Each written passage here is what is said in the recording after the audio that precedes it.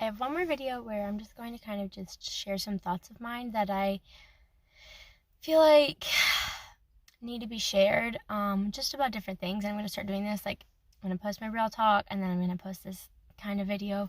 It's mostly just things that, like, I feel like God's, like, telling me to share, and so this is going to be the platform that I shared on.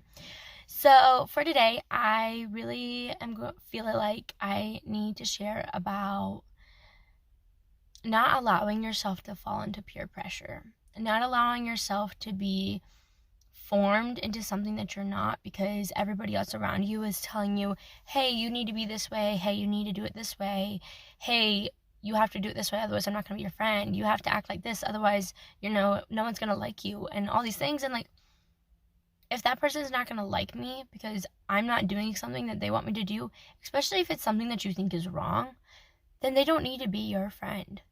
They don't need to be someone that you need to be hanging out with, that you need to be spending time with all the time. Like, keep them at a distance. Like, that should be a warning. That should be a sign to you to keep them at a distance, to not let yourself be tainted by them or come into contact with them. Let yourself stay firm in who God is calling you to be and in the things that God's calling you to do and be a part of, and not in things that people are telling you and trying to push you into, because people are going to push you into things that you do not agree with. They're going to try their hardest, and Satan is going to sit there and tempt you in your mind, and be like, oh, well, it's not that bad. Oh, well, just one time won't hurt. Oh, well, if it won't be that bad. Trust me, it's okay. Do you want to know what he did to Adam and Eve in the garden? He tempted them. He peer pressured them into doing something that they knew was wrong. That little voice in your head, when you go to do something that you know is wrong, but you're going to do it anyways, that little voice that's like, hey, should you really be doing this? Is this really something that you want to be doing?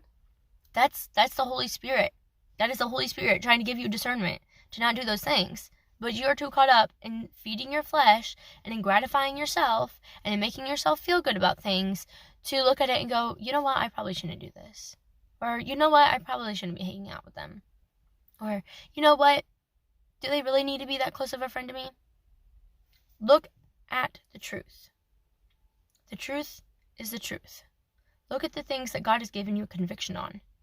And don't let yourself fall into line with what the world says because you feel awkward because you're not doing what everyone else is doing. God calls us to be different, not to follow in line with everyone else. He calls us to be different, set apart from the world. That's all. Bye.